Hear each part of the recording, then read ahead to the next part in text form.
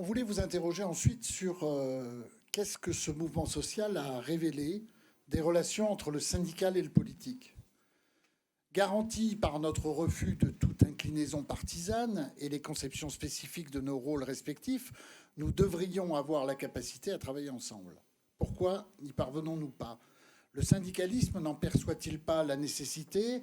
Partage-t-il le scepticisme ambiant sur la capacité politique d'une transformation sociale? Ou craint-il d'y trouver des risques de division interne? Et Jean-Marie, cette fois, c'est toi qui vas ouvrir la série de réponses.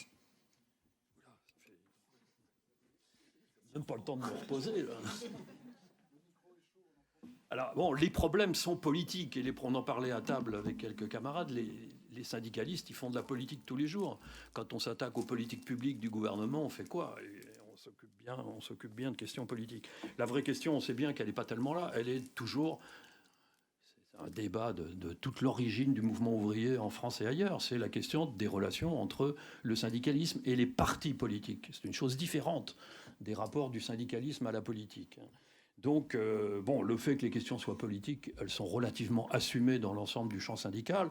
Bon, là, le système des retraites, c'est l'État social, c'est une question éminemment politique. Nous sommes à la veille de la célébration du 80e anniversaire du programme du Conseil national de la résistance, et l'État social, dont il était porteur, reste bien le cœur, la mère de toutes les batailles pour tous les syndicats. Mais en tout cas, la question du rapport au parti et quel type d'articulation il peut y avoir, bon, bah, c'est aussi vieux que le mouvement ouvrier, donc il n'y a aucune raison que ça ne soit pas encore au cœur du sujet. Le problème est double. Le problème, il est que d'abord, l'ensemble du champ syndical ne se reconnaît pas nécessairement dans ce qu'on peut appeler le camp progressiste, pour faire vite. Certains soit n'y sont pas du tout parce que leur orientation idéologique ne les conduit pas à ça, et d'autres par précaution qui s'en sont retirés. Annick Coupet évoquait ce matin la trajectoire de la CFDT. Elle s'est effectivement séparée de l'idée que le politique pouvait apporter un certain nombre de réponses à l'idée de transformation de la société dans les années 80. Et elle a beaucoup de mal à renouer ça. Je rappelle que 45% de ses sympathisants ont voté Macron au premier tour en 2022. Alors bon, je crois que la question européenne est un peu une médiation pour comprendre ça, mais il y a toute une part de l'électorat ou des sympathisants du mouvement syndical qui est modéré. On disait modéré à une époque pour faire court, mais ça peut aller des conservateurs à des gens qui veulent bien du progrès, mais que les programmes de la gauche ne séduisent pas. Donc on a toute une fraction de gens, y compris dans ce conflit, et nous savons bien... Ce qui a été publié dans Le Monde d'hier soir, d'ailleurs, renforce, hélas, cette analyse, que beaucoup de gens impliqués dans cette idée de réhabilitation de l'État social ne sont pas nécessairement de gauche, ne sont pas nécessairement dans le camp du progrès. Il n'est que de voir les forces politiques qui semblent bénéficier de ce qui s'est passé l'an dernier. C'est-à-dire qu'au travers de ce qu'on a dit sur la montée de ce gouvernement inflexible, etc., qu'est-ce qu'il génère en face? Beaucoup de colère et de ressentiment, mais la colère et le ressentiment ne sont pas nécessairement favorables au développement d'idées progressistes. Il faut qu'on sorte de cette idée que plus les gens seront mécontents, plus ils voteront pour la transformation sociale. Oui, ils voteront peut-être pour la transformation sociale, mais pas forcément celle que vous avez en tête. Elle peut aussi se faire sur le dos des immigrés et autres fables. Donc je crois qu'on est tenaillé par cette question-là dans le rapport aux politiques. Ce n'est pas uniquement le rapport aux forces de gauche. Bon, on peut en discuter du rapport aux forces de gauche, mais il faudrait déjà qu'elles se mettent un petit peu en ordre pour qu'elles apparaissent comme une alternative crédible, et on est loin du compte. Mais aussi, il faut se méfier, c'est que la politisation aujourd'hui de la société ne se fait pas nécessairement dans ce sens-là, et que c'est un souci. Et donc, pour cette première raison, mais aussi pour des raisons plus... Enfin, le camp syndical est partagé. La deuxième raison, je l'ai évoqué rapidement, c'est l'état de la gauche aujourd'hui. Pour ces deux raisons, pour faire vite, on y reviendra dans la discussion, mais je pense que le premier intérêt du mouvement syndical, c'est de continuer à creuser sa propre unité. Et que c'est à partir de là qu'elle posera problème aux politiques. En fait, la question, c'est d'obliger le champ politique à se conformer à des attentes sociales que seul aujourd'hui le mouvement syndical est en capacité, par son unité et aussi par sa capacité de mobilisation, de mettre en forme de manière crédible. Le mouvement syndical a retrouvé l'attention des travailleurs. Depuis 20 ou 30 ans, il y a un rapport de type serviciel qui s'est instauré entre les travailleurs et les syndicats. On va voir le syndicat quand on a un problème. Mais ce n'est pas le rapport de représentation, ça. Ça, c'est un rapport de service. Renouer avec le rapport de représentation, c'est un travail beaucoup plus longue durée. Et une des conditions pour y parvenir, c'est de maintenir ce lien intersyndical. Mais il faut qu'il soit productif. Il faut qu'il soit productif d'idées alternatives et il faut que, portés ensemble, à nouveau, il s'ancre dans cette population qui est totalement désorientée, qui a vécu 40 ans d'une politique de gauche dans laquelle, enfin, on va l'appeler de gauche pour faire vite, mais bon, voilà, qu'est-ce qui reste ? Qu'est-ce qui reste des utopies qui étaient portées avant ? Tout ça est à reconstruire. Les politiques ont évidemment leurs responsabilités. Ils ont un petit peu quelques mal à organiser ça, ce qui est d'ailleurs un petit peu normal, après la profondeur de la crise des références de gauche qu'on a connues. Mais je pense que le meilleur service que le mouvement syndical peut rendre aux politiques, c'est de continuer à produire des références de progrès social. Qu'est-ce que ça veut dire aujourd'hui de lutter contre les inégalités, de rattraper les quartiers pauvres, d'assurer une solidarité entre les travailleurs, et qu'à partir du moment où le syndicalisme avancera là-dessus, il peut aussi aider à la redistribution des cartes politiques. C'est pas nouveau, c'est déjà arrivé dans les années 60. Les années 60, certes, on avait un parti communiste fort, ce qui est une grande différence, mais le parti communiste, il faisait 20% de l'électorat. Le reste, c'était quoi ? C'était l'ASFIO, les clubs, le PSU, toutes des forces totalement dispersées. Et qu'est-ce qui a aidé à cette reconstruction ? C'est naturellement mai 68 qui a secoué tous ces braves gens, mais c'est aussi un mouvement syndical puissant qui, en travaillant le corps social, a imposé un certain nombre de thématiques. Je pense surtout d'ailleurs le Parti socialiste en 71-73, il devient autogestionnaire. Alors peut-être plus dans les propos que dans sa réalité. Il n'empêche que ça a quand même pesé sur les rapports de force. Et d'où il tirait cet élan de gauche ? De la force d'un mouvement syndical uni, parce qu'en 66, il y avait eu ce pacte unitaire entre la CGT et la CFDT qui a beaucoup marqué les esprits et les luttes, et que c'est à ça, moi je pense, mais je n'ai pas une certitude non plus, je crois qu'il faut s'atteler d'abord à ça, que le plus distingué service que le mouvement syndical peut apporter aux redéfinitions politiques, c'est redéployer sa propre puissance. Merci Jean-Marie. Franck.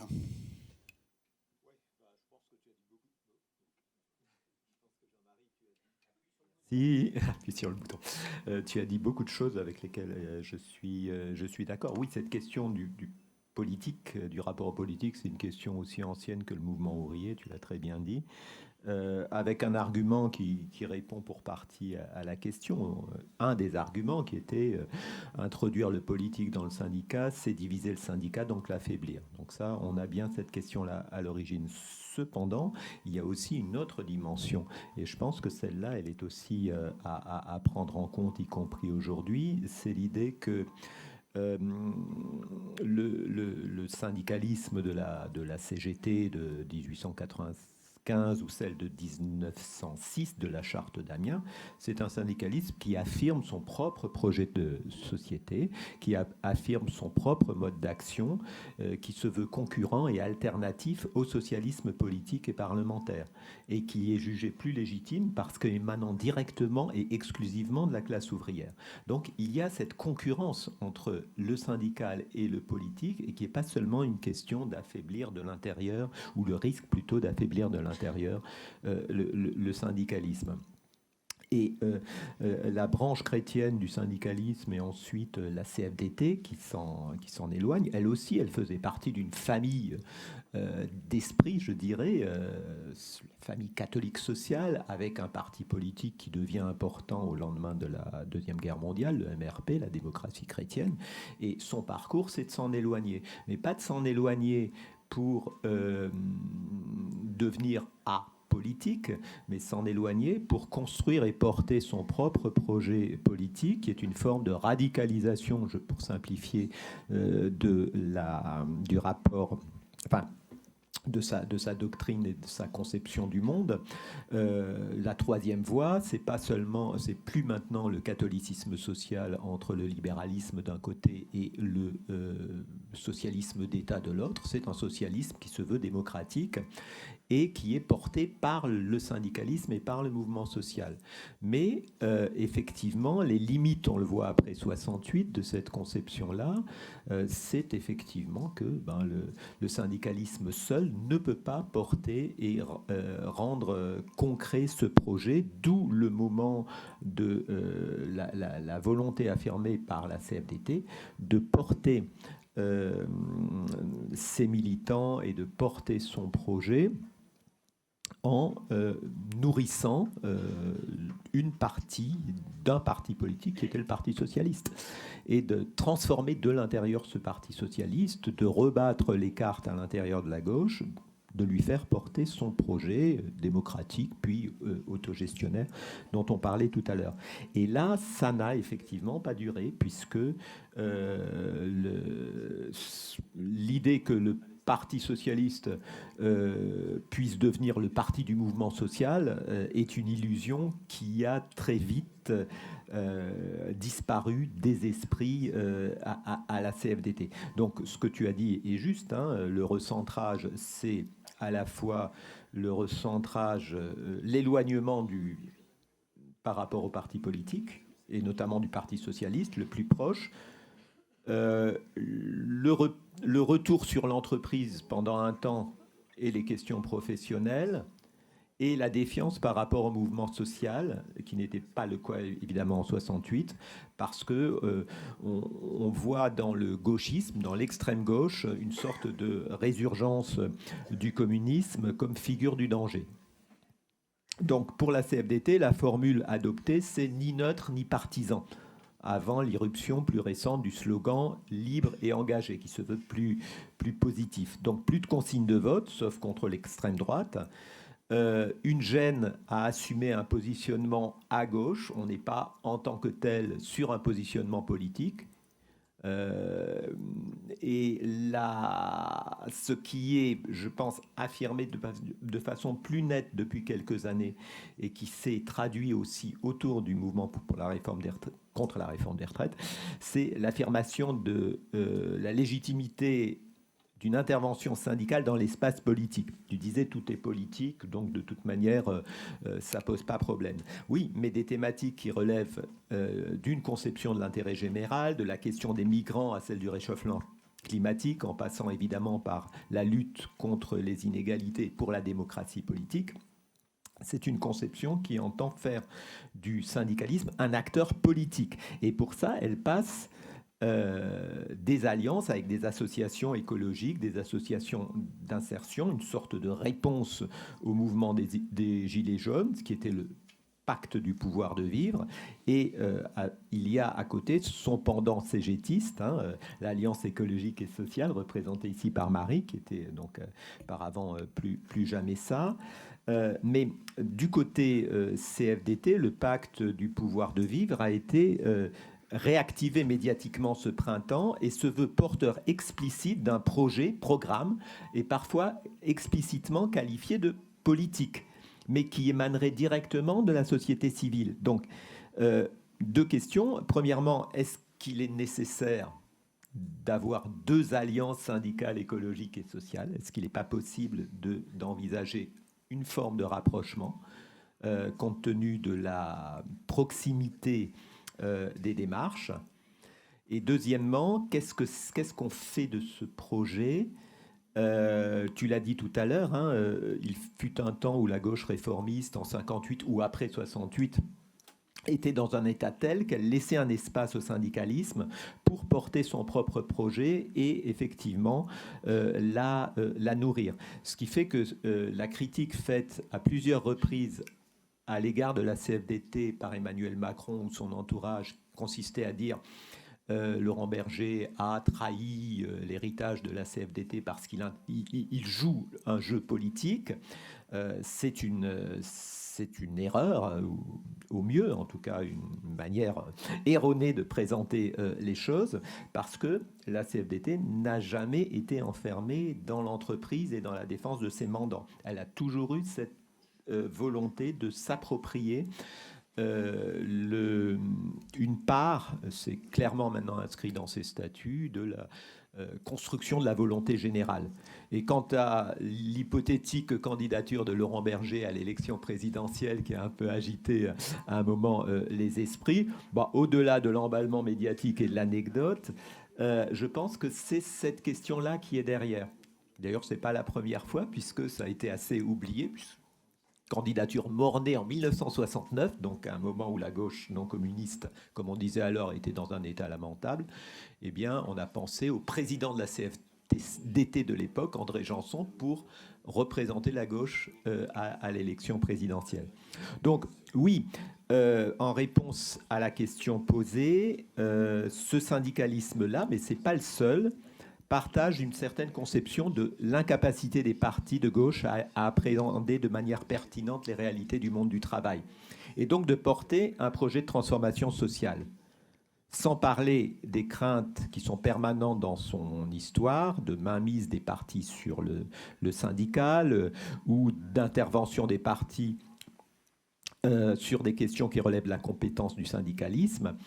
Voilà, donc on a cette situation-là, et en même temps, le mouvement social, aussi puissant et unitaire qu'il soit, a montré ses limites.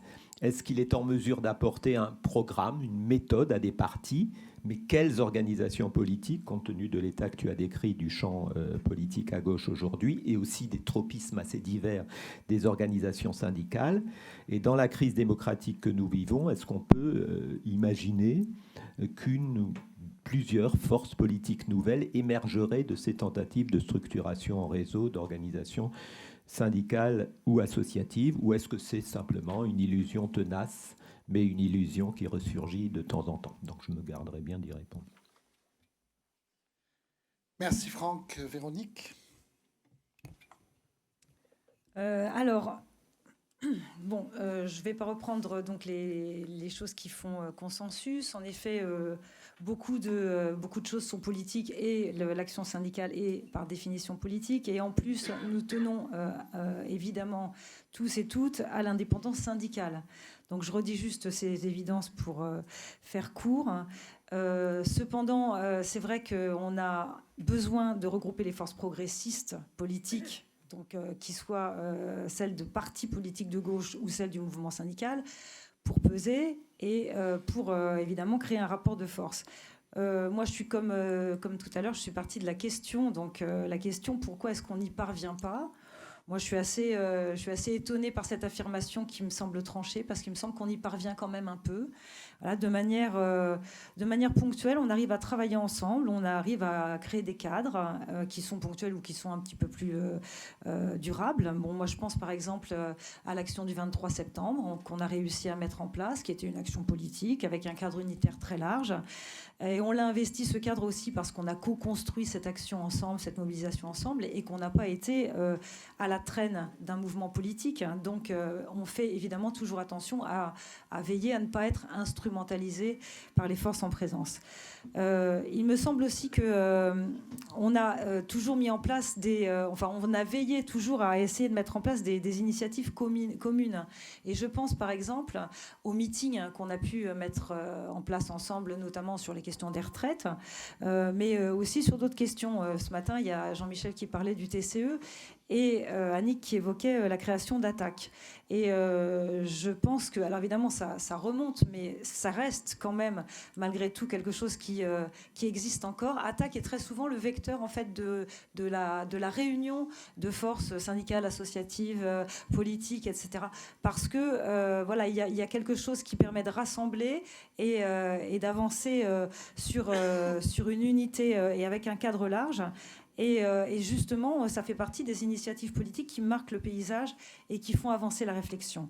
Évidemment, on est obligé d'évoquer aussi, plus jamais ça, et maintenant AES, parce que personne ne peut croire ici que les dangers, en effet, et l'urgence écologique qui s'impose à nous sera réglée sans, évidemment, un contexte politique favorable et sans qu'on interpelle les forces politiques pour transformer la société sur ce domaine-là. Le mouvement des retraites, parce que moi je reviens un petit peu toujours sur la question initiale. Le mouvement des retraites, c'était un mouvement social bien sûr conduit par le mouvement syndical, mais également alimenté par le débat politique. D'ailleurs, il y a quelque chose qui a fait débat, c'est le fait que notre agenda, la mobilisation se soit calée sur l'agenda parlementaire. Donc c'est une des questions qui a fait débat sur le rythme notamment des mobilisations et sur la stratégie adoptée. Donc ça, il faudra aussi peut-être y réfléchir. Cela dit, cette mobilisation des retraites, et pour en terminer là, c'est une mobilisation par définition, qui a voulu défendre un projet de société. Donc, elle a voulu transformer la société. On a construit une opposition donc frontale à la politique du gouvernement. Et à ce titre-là, c'est une mobilisation qui est de toute façon éminemment politique. Évidemment, étant éminemment politique, elle aurait dû rallier toutes les forces d'opposition, c'est-à-dire les forces syndicales et les forces politiques, pour construire l'affrontement dont j'ai déjà parlé tout à l'heure.